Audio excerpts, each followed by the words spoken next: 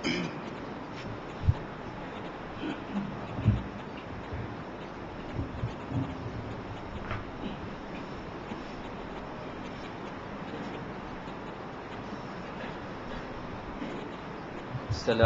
warahmatullahi wabarakatuh. Bismillahirrahmanirrahim. Alhamdulillahi rabbil alamin. Wassalatu wassalamu ala asyrafil anbiya'i wal mursalin wa ala alihi wa sahbihi wattabi'ina lahum bi ihsanin ila yaumiddin. Subhanaka la ilma lana illa ma 'allamtana innaka antal alimul hakim. Rabbi shrah li sadri wa yassir li amri wahlul 'uqdatam min lisani yafqahu qawli. Amma ba'd. Alhamdulillah, bersyukur kita kepada Allah Subhanahu wa taala kerana limpah dan kurnianya dapat lagi kita menyambung puasa pada hari ini dan sama-sama kita dapat menunaikan solat subuh berjemaah. Yang mana solat subuh ini disaksikan oleh dua malaikat. Sebagaimana kita tahu, pada waktu subuh, yang mana malaikat yang menjaga di waktu malam akan bertukar shift dengan malaikat yang akan menjaga pada siang hari. Jadi bila mana bertembung dua malaikat ini, dua-dua malaikat akan bersaksi di hadapan Allah Subhanahu wa taala bahawa si fulan telah menunaikan sembahyang subuh. Si fulan ni telah bangun untuk menyembahmu wahai Allah Subhanahu wa taala. Mana malaikat, dua orang malaikat ini akan bersaksi di hadapan Allah Subhanahu wa taala. Jadi sembahyang subuh, sembahyang yang ramai orang tak boleh buat. Termasuklah kita kadang tu terlajak, tak sempat dengan sembahyang subuh. Jadi dengan hadirnya bulan Ramadan, kita dapat lihat ramai pemuda ataupun semua orang, kebanyakannya yang orang Islam, dapat menunaikan salat subuh berjemaah di masjid.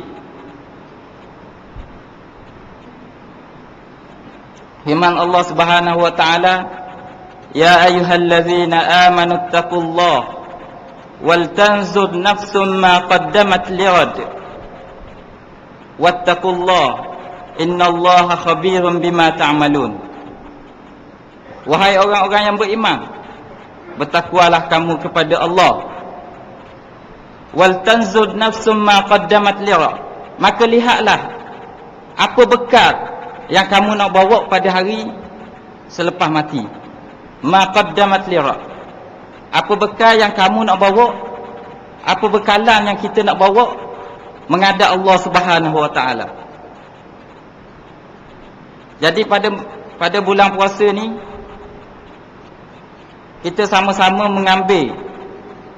mengambil kesempatan dengan pahala-pahala yang dijanjikan oleh Allah Subhanahu wa taala. Daripada puasanya, sembahyangnya, semuanya digandakan oleh Allah Subhanahu wa taala. Dan kita kena persiapkan apa untuk kita bentangkan di hadapan Allah Subhanahu wa taala pada hari kita dipertemukan olehnya. Pada hari yauma yafirrul mar'u min akhihi wa ummihi wa abihi wa sahibatihi wa banihi likulli imri'in minhum yauma idzin sya'nun yughni. Pada hari yang yauma yafirrul mar'u min akhihi, pada hari yang suami isteri ni akan bercerai, ataupun kalau sahabat baik ni akan lari daripada kawan dia. Wa ummihi wa abihi, dan mak ni akan lari, akan tinggalkan ayah dia. Wa sahibatihi wa bani, dan kawan-kawan dan anak-anak ni akan bercelaru. Likulli imri'in minhum yawma idzin sya'nun yughni, pada hari itu masing-masing akan fikir apa nasib diri masing-masing. Jadi sehingga kan isteri lupa suami, sehingga kan anak lupa kepada ibu bapa.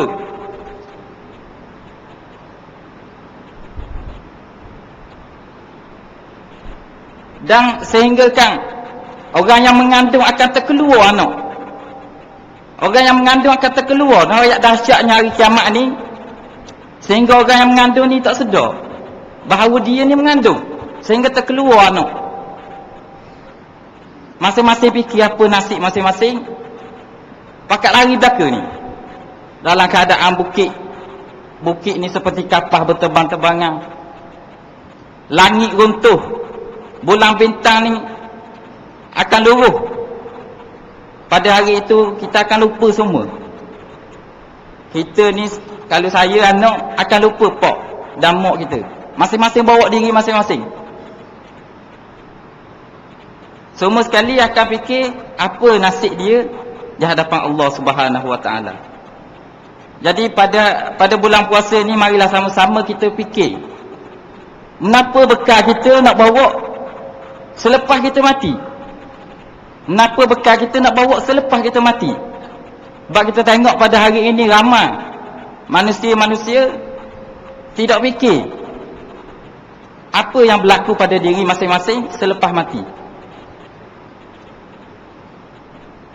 sehingga lupa untuk beramal ibadah, sehingga leka dengan peraturan-peraturan yang ditetapkan oleh Allah Subhanahu Wa Taala dalam kehidupan, melakukan maksiat dan sebagainya. Jadi pada mula puasa ni, kita masing-masing berlumba, fastabiqul khairat, berlumba-lumba melakukan kebaikan.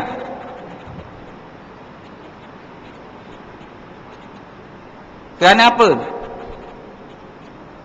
Kerana Allah Subhanahu Wa Taala ni memuliakan seseorang itu dengan takwa. Inna akramakum indallahi atqakum. Sesungguhnya yang paling mulia di kalangan kamu semua adalah orang yang bertakwa, orang yang paling takwa. Jadi kita mestilah mengetahui apa itu takwa. Takwa sebagaimana ta'rifnya dalam kitab-kitab, at-taqwa hiya imtithalu awamirillahi wa rasulihi wajtinabu nawahihima sirran wa alaniyatan. Takwa itu hiya imtithalu awamirillah, iaitu mematuhi, mengikuti segala perintah Allah Subhanahu Wa Taala, wa rasulihi wajtinabu nawahihima, mengikut segala perintah Allah dan Rasul, wajtinabu nawahihima, dan menjauhi larangan Allah Subhanahu Wa Taala dan juga Rasul, sirran wa alaniyatan, dalam keadaan kita duduk seorang ataupun di hadapan ramai. Maknanya kita kena jaga.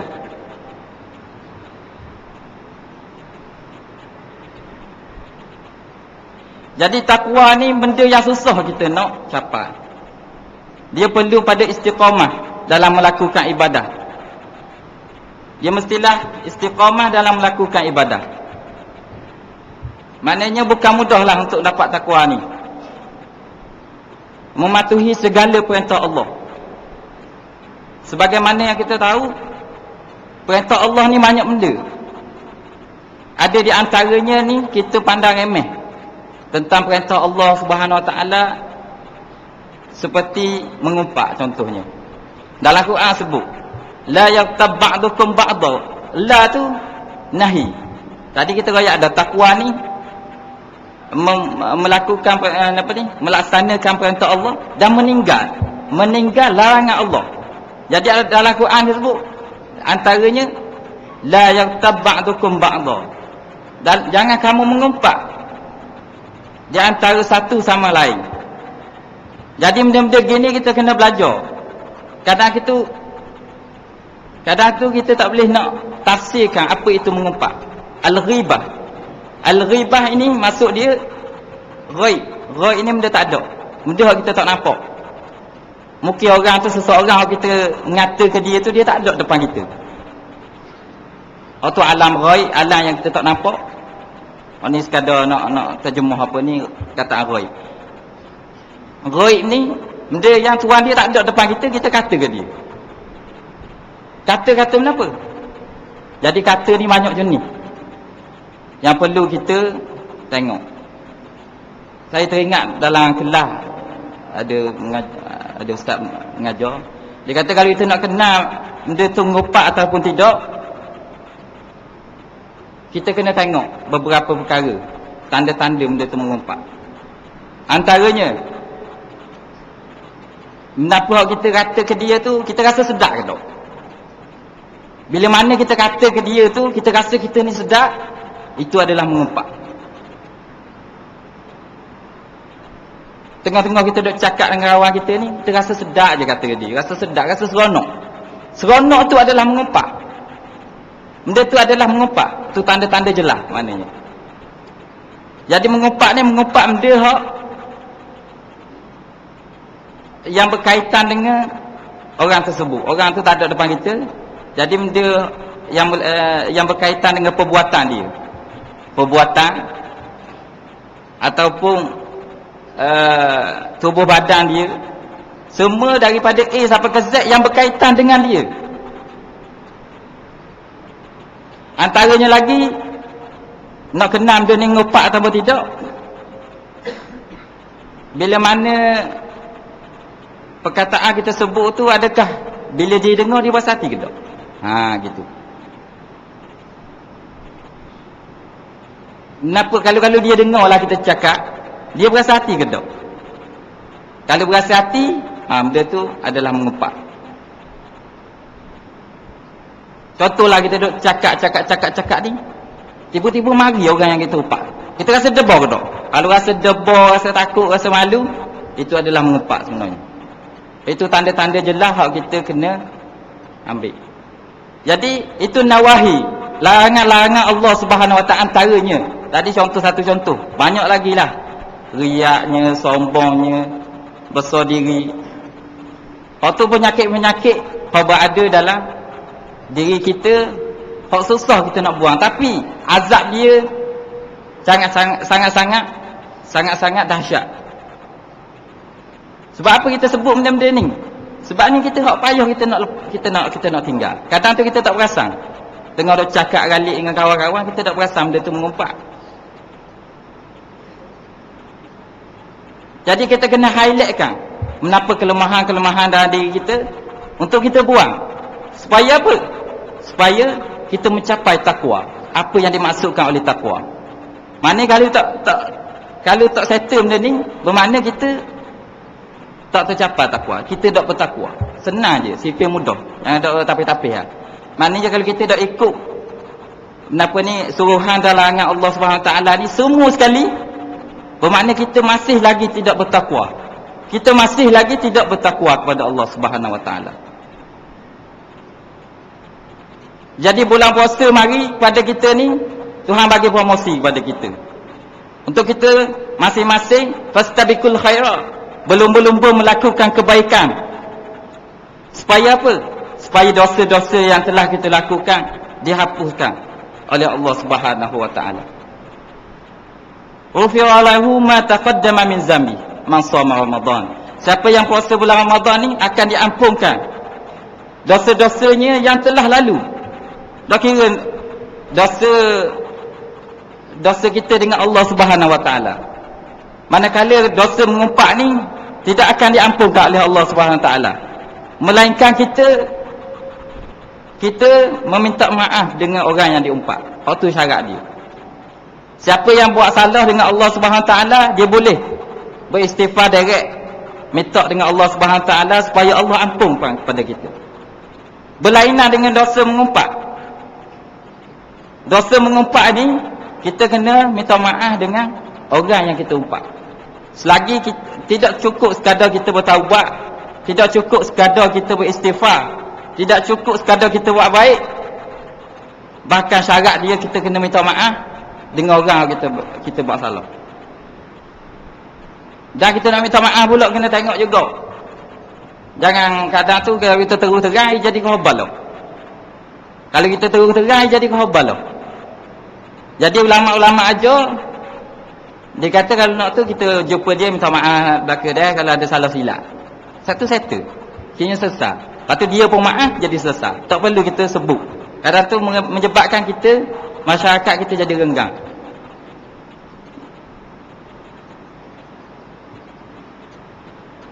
Jadi datang bulan puasa ni dia bagi promosi kepada kita supaya kita masing-masing mengerjakan kebaikan. Innal hasanat yuzhibnas sayyi'at. Sesungguhnya perbuatan baik, perbuatan kebajikan, amal soleh ini akan menghapus kejahatan. Yuzhibnas sayyi'at, akan menghapuskan kejahatan. Maknanya perbuatan baik ini jadi macam roba balik kenapa kita buat silap. Ini sabda Rasulullah SAW. Jadi datang bulan puasa, masing-masing akan berlumba-lumba melakukan kebaikan. Benda ni kita kena ambil perhatian. Ramai di kalangan kita ni buat dek je. Kalau boleh regah sikit habis. Kalau boleh biar regah habis puasa. Sedangkan ulama-ulama dulu ni bila habis puasa ni nangis. Bahawa tak ada peluang-peluang nak ambil kesempatan supaya dekatkan diri dengan Allah Subhanahu Wa Taala. Kita ni kalau boleh dia habis, biar dia habislah nampak ni laki apa ni macam-macam ni maknanya. Sibuk nak gaya. Jadi orang-orang hok tahu hakikat takwa, tahu hakikat apa yang dimaksudkan oleh Allah SWT takwa itu, dia akan berusaha ke arah itu. Jadi kita nak buat menapa-menapa, kita kena tahu, kena teliti. Contohnya puasa, apa hikmah di sebalik puasa? Kenapa Allah SWT datangkan puasa? Tujuan apa? Kita kena tengok supaya apa? Supaya ibadat kita ini dapat dilakukan dengan ikhlas. Al-ihsan, timbul dalam diri kita ni ihsan.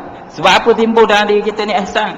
Sebab kita tahu tujuan apa puasa ini.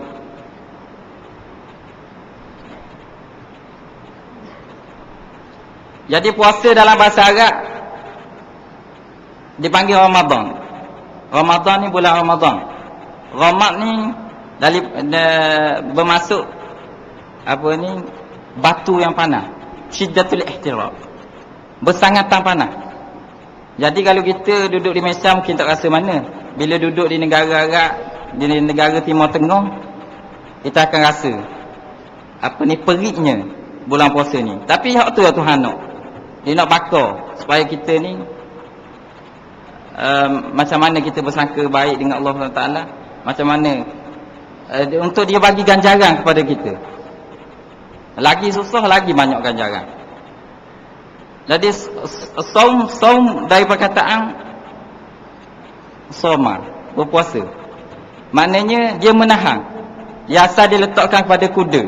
Kuda ni kalau tugas dia memang wahai jalan. Wahai jalan. Bila mana dia berhenti tak nak jalan, dia menahan diri daripada berjalan. Dia menahan diri dari benda hak boleh sangat dia buat maknanya. Jadi kita tak, kita menahan diri daripada benda hak boleh sangat kita buat. Nak makan boleh sangat kita dapur bahan lalu. Nak minum air boleh sangat ambil air buat dalam gelas minum lalu. Benda boleh sangat kita nak buat. Tapi kita tahan. Waktu masuk saum.